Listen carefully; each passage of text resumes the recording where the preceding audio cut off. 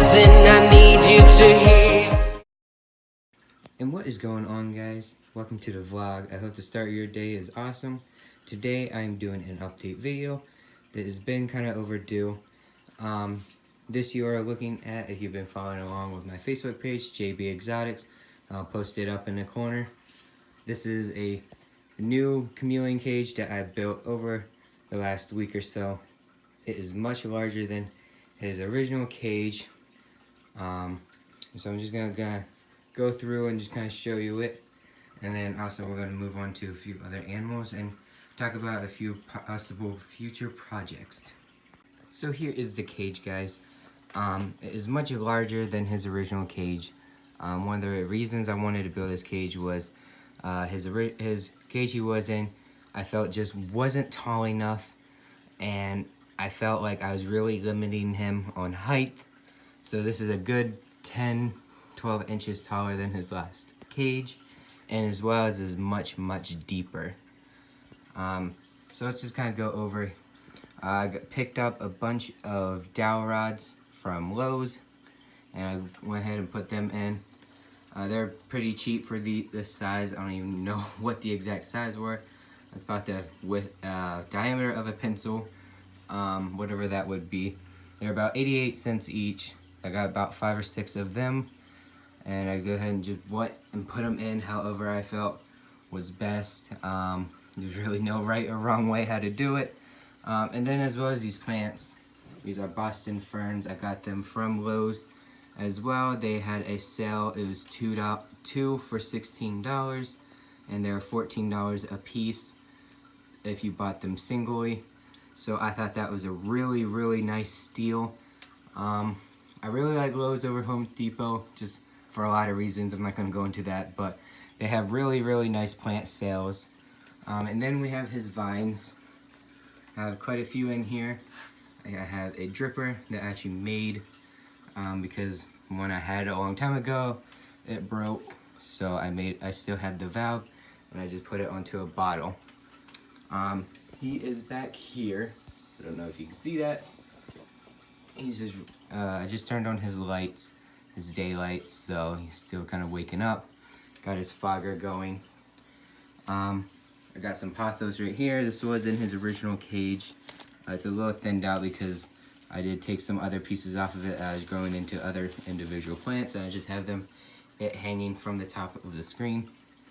This cage holds a lot more humidity with as many plants I have in here, and I also have a cane plant in the back, also non-toxic. All of these plants are non-toxic.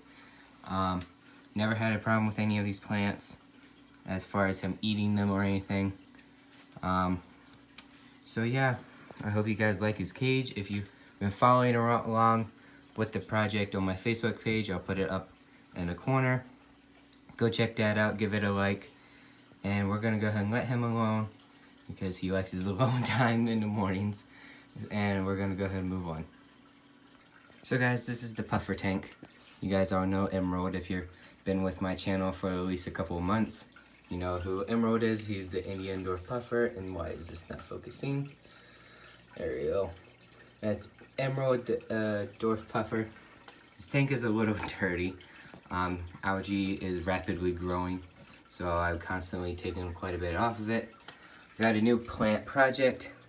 This is aquatic freshwater clover. That's not the actual name for it. It was a scientific name when I bought it, so I'm not going to go into try pronouncing that, but that's basically what it is. It's like a clover for in water. I bought them as seeds, and as soon as I put them in, back there is a clump of seeds. They all clump together almost kind of like and have a slime texture. Think about like if you've ever felt frog eggs. It's kind of like that. I don't know why it does that. It just does. It comes in little packets from the seller I bought on eBay. It's about $10. I got a decent amount. 2 different sizes. As you can see, they're smaller. This tank's dirty, guys. I apologize. As you can see, there's like 2 different sizes. There's slightly larger ones and then really small ones. This is a process of about maybe 2, maybe 3 weeks of growth since I put these seeds in. when I put them in, they also kind of scattered, so they got on these ferns that I put in here. I'm not even sure what type of ferns they are. I got it from a seller on eBay from Florida, and they were just thrown in with anchor hairs, I believe it's called, that I bought, and this was in the bundle, so I just put that right in, and it's been doing great since then. I do have a thing of Lucky Bamboo just kind of growing in here, and then right here I'm floating these seeds into a container to grow. I am going to use it for a different project, so it's not actually going to go in here because this is already doing really great. And those seeds, within, I'd say, another 3-4 days, will probably start sprouting and hopefully just kind of spread out. So yeah, it's going great. I also had an update about that on my Facebook page, so go check that out. We're gonna move on now. So this is just an old empty cage that I fixed up. It had some holes and stuff damaged to it. I'll kind of just show you that I patched with glue and just mesh wire. It don't look too bad, to be honest. There's some other tiny little holes. This is old cage, but I really wanted to fix it up and be able to use it. I also re-spray painted it black. Now I know you're thinking spray paint and animal caging. I am going to get a non-toxic sealant, clear sealant, that I'm going to spray this with, so it is animal safe. And so if you want to give me an idea of what I should put in here, go ahead and drop it in the comments, because I really don't know what to put in it. Still trying to figure that out. One of my ideas was maybe a stick insect of some sort, maybe a mantis. I'm not 100% sure. So yeah, just drop a comment of what you think I should maybe put in here. Some type of insect is what I'm kind of leaning towards. Let's go ahead and move on. This is Smoke's closure.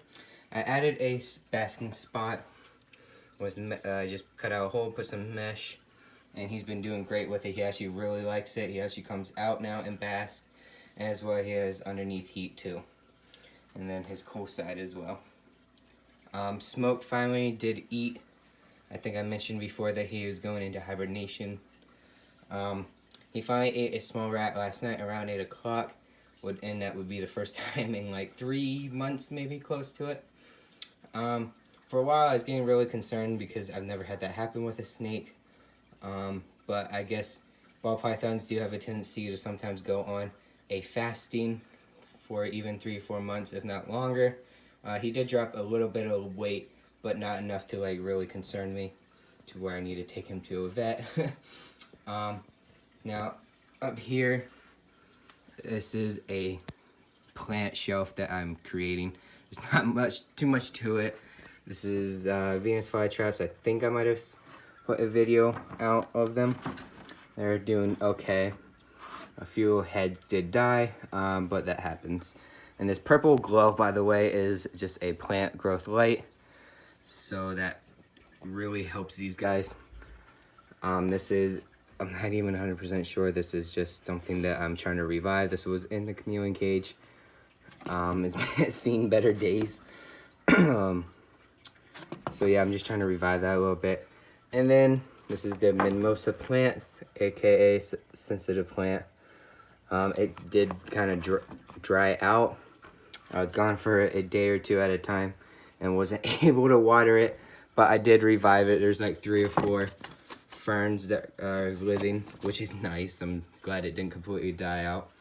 And then right here is a new animal. This is a wolf spider. Pretty sure anyway, impossible female just because of the size. She just ate for me last night and she's doing great. I've had her for at least a week or so. Moving on, so it's something I don't think I've ever shown on my channel. I don't know why I've had since I've started this channel. This is my Russian dwarf hamster. Her name is Kool-Aid. Don't ask about the name. She is very old. She's actually approximately 5 years old, and they don't usually live much longer after that. She is also unfortunately blind. Not from an injury or anything. I believe it is due to age. I check her eyes every now and then just to make sure there's no infection or anything like that, and she seems to be okay. So she's just always doing her thing. Got her a little nest in there that she rarely uses. She usually just hunkers down underneath all the bedding. I make sure I put a good amount because she does like to burrow down into it. So moving on, this is a new setup I am doing. This is gonna be a new betta fish aquarium. Right now this is just kind of stuff that I threw together. Just some wood, and this is an ornament I made out of reptile plants and rocks, river rock. It's not super glue, hot glue together, and that's about it. I got a bottle in there. So I'm not 100% sure what else I'm gonna do to this. I think it actually looks good as is. Quick and easy and simple, but yeah, it still looks decent. So I am gonna soon get a betta fish. The only thing I need to do is get a filter.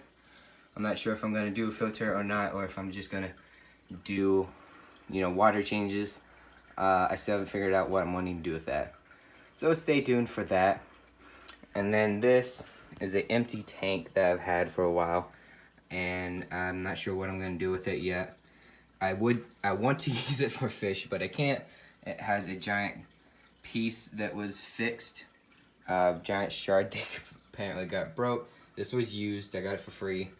So it's a decent sized tank. It's like at least a 50-gallon, something like that. I'm not 100% sure, but maybe even start a bearded dragon in it. I'm not sure yet. I'm still throwing that around, what I want to do with it.